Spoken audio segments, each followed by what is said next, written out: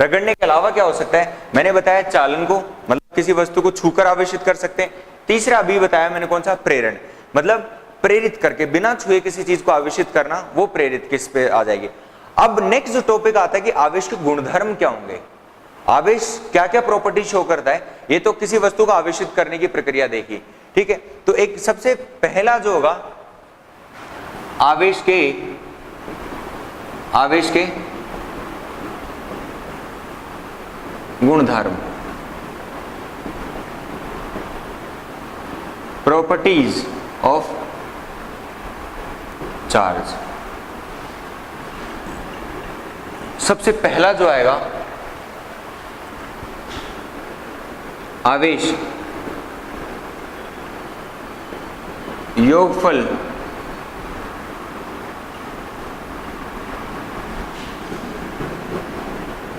गुणधर्म प्रदर्शित करता है। कैसे करेगा, कैसे करेगा, मेरे पास ये छड़ है या कोई भी मैंने रोड ली, यहां पर 2 कूलाम है, यहां पर -5 कूलाम है, यहां पर कितना है 6 कूलाम, ठीक है। तो कुल आवेश जो होगा वो क्या हो जाएगा, अपन उसको सीधा जोड़ते हैं, क्योंकि आवेश क्या होता है, एक अदिश राशि होती है। नेक्स्ट पॉइंट ये कि आवेश क्या होगा, अदिश राशि, ठीक है। गुणधर्म कैसे करेगा कि कुल आवेश कितना हो जाएगा किसी वस्तु पर, एग्जाम्पल किसी वस्तु पर Q1 = 2 कूलाम, Q2 = -5 कूलाम, दो आवेश हैं किसी वस्तु पर, Q1 2 कूलाम और Q2 क्या है, -, कूलाम। मतलब एक बिंदु पर आवेश कितना रख दिया अपने, 2 कूलाम उसी वस्तु पर, और दूसरे उसी वस्तु के किसी और बिंदु पर अपने आवेश कितना रखा, -5 कूलाम। तो कुल आवेश का मान कितना होगा वहां पर, कुल आवेश Q नेट देखेंगे अपन, Q नेट मतलब क्या होगा, कौन सा नियम प्रदर्शित करेगा, योगफल, जैसा जैसा चिन्ह दे रखा हो वैसा वैसा लिखना है, क्योंकि अदिश राशि है। तो Q नेट = कितना हो जाएगा आपके पास, 2 कूलाम प्लस -5 कूलाम। तो 2 कूलाम माइनस का कितना बचेगा, नेगेटिव साइन बाहर आएगा तो क्या हो जाएगा, पॉजिटिव को नेगेटिव कर देगा। तो कितना, 2 - 5 कितना होता है, -3 कूलाम। अर्थात जो वस्तु पर आवेश का जो कुल मान होगा वो कितना हो जाएगा, -3 कूलाम। दूसरी जो प्रॉपर्टी आती है कि आवेश एक अदिश राशि है। अदिश राशि है मतलब क्या लेंगे अपन, केवल परिमाण ले सकते हैं, क्योंकि अदिश राशि की कोई दिशा नहीं होती, केवल परिमाण, कोई दिशा नहीं होती। तो इसी के संदर्भ में यदि मैं बात करूं तो यहां पर मैंने कोई दिशा नहीं दर्शाई है ऊपर वाले क्वेश्चन में, सिर्फ और सिर्फ मैंने क्या लिया, परिमाण लिया। एक का 2 और दूसरे का कितना है, -5 कूलाम। कोई दिशा की बात नहीं करी, डायरेक्ट मैंने इसको जोड़ दिया और अपना आंसर कितना है, -3 कूलाम। तो आवेश क्या होता है, एक अदिश राशि होती है, केवल और केवल परिमाण लेता है और कोई दिशा नहीं लेनी होती है, ठीक है। सो तीसरा जो इसका कंसेप्ट आता है कि आवेश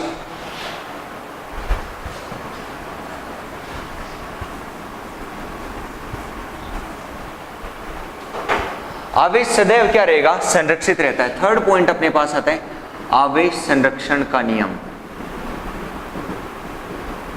आवेश संरक्षण का नियम,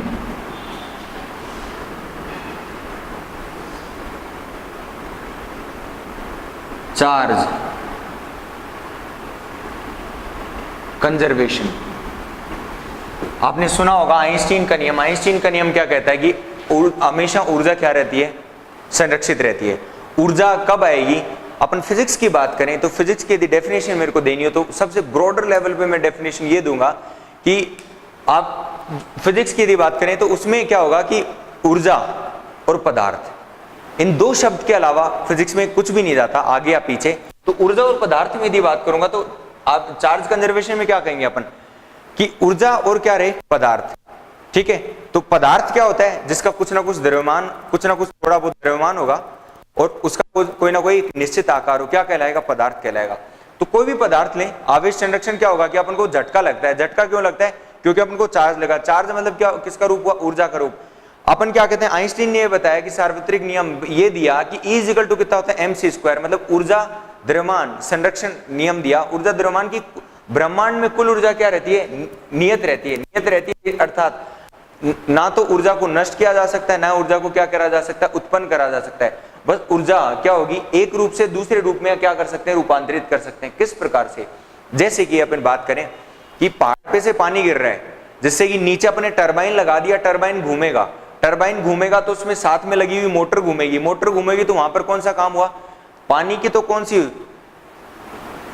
स्थितिज ऊर्जा के कारण तो क्या होगा, टरबाइन घूमेगा, क्योंकि इतनी ऊंचाई से पानी गिर रहा है तो पानी ने क्या कर ली, स्थितिज ऊर्जा प्राप्त कर ली। स्थितिज ऊर्जा के कारण वो टरबाइन पे गिरा तो टरबाइन क्या करने लगा, घूमने लग गया। टरबाइन का जो एक्सेल है, जो उसका जो सिरा है बीच वाला, वो किसके साथ जुड़ा रहेगा, मोटर के साथ। अब मोटर जैसे जैसे घूमेगी तो मोटर से क्या होगा, वहां पर ऊर्जा उत्पन्न होगी, कौन सी, विद्युत ऊर्जा उत्पन्न होगी। और विद्युत ऊर्जा अपन क्या अनेक रूप में काम में लेते हैं। जैसे अपन ने पंखा चलाया, पंखा में क्या होगा, विद्युत ऊर्जा आ गई। यहाँ पर पंखा क्यों चल रहा है, क्योंकि यहाँ से विद्युत ऊर्जा किस में रूपांतरित हो रही है, पंखे में, और पंखा क्या कर रहा है, उसको यांत्रिक ऊर्जा में बदल रहा है। पंखा घूम के क्या कर रहा है, कार्य कर रहा है। इसका मतलब वो क्या करेगा, चलेगा, उसकी मोटर चलेगी, मोटर चलने के कारण वो घूम रहा है, घूमने के कारण क्या आ रही है, अपने पास हवा आ रही है। तो उस ऊर्जा को, विद्युत ऊर्जा को अपने किसमें, यांत्रिक ऊर्जा में उत्पन्न कर लिया। अब पंखा घूम रहा है तो यहाँ पर हवा थी, इस कमरे में क्या है, हवा, वो हवा भी किसके रूप में परिवर्तित हो गई, इस कमरे में हवा चल रही है यहाँ पर, तो इससे वायु हुई, तो यहाँ पर क्या हो जाएगी, पवन ऊर्जा के रूप में, कि मेरे पास हवा आ रही है यहाँ पर, ठीक है। इसी संदर्भ में यदि बात करूं तो मैं किसका बात करूंगा, आवेश संरक्षण। तो आवेश संरक्षण का नियम कहता है, आवेश को न तो उत्पन्न किया जा सकता,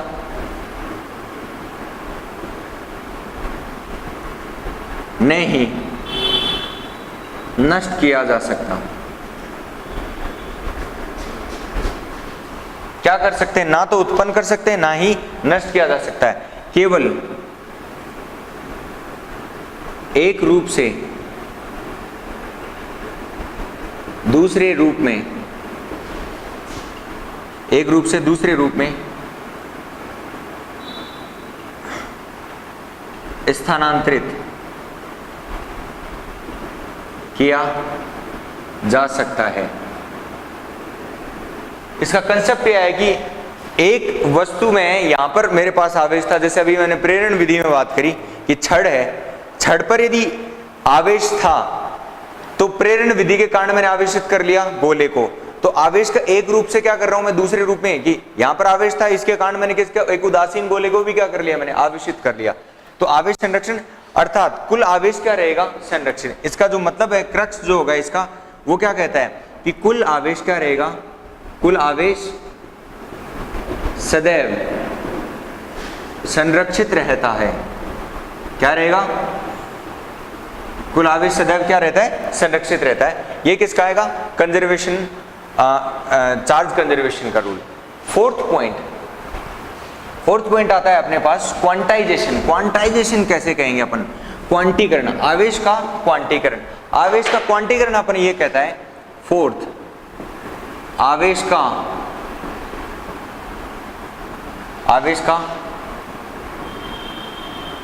क्वांटीकरण।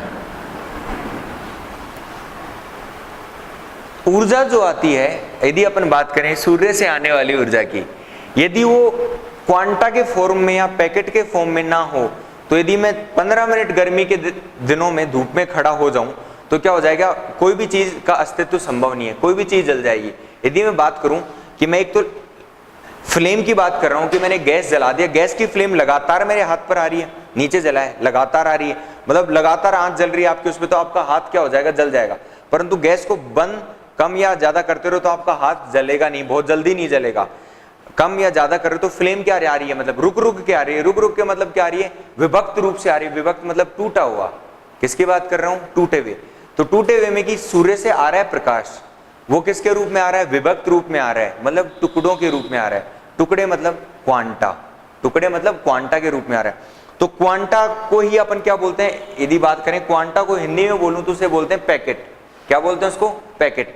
तो आवेश अपन को जो सूर्य से आने वाला प्रकाश है वो भी किसके रूप में, पैकेट के रूप में मिल रहा है। तो क्वांटाइजेशन ऑफ चार्ज,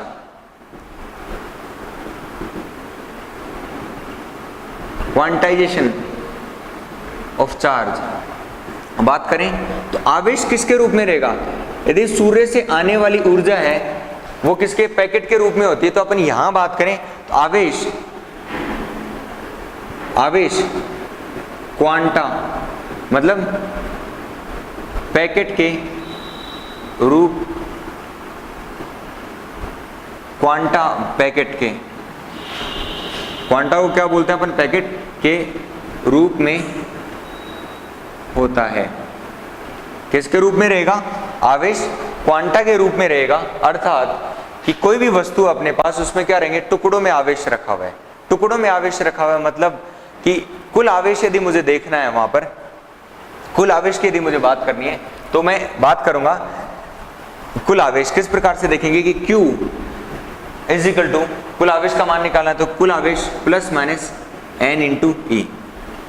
पैकेटों के रूप में तो होता है, पर वस्तु पर कुल आवेश निकालना होगा तो Q इज इक्वल टू कितना लेंगे अपन, plus minus N E. N तो क्या होता है, एक पूर्णांक, एन तो क्या होगा, पूर्णांक, ठीक है।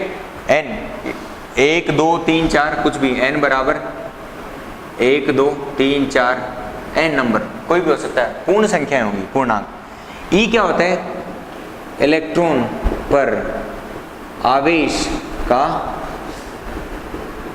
परिमाण, इलेक्ट्रॉन पर आवेश का परिमाण। आवेश का परिमाण कितना होता है, 1.6 into 10 to power minus 19 coulomb. कितना हो जाएगा, 1.6 गुणा 10 की घात माइनस 19 कूलाम।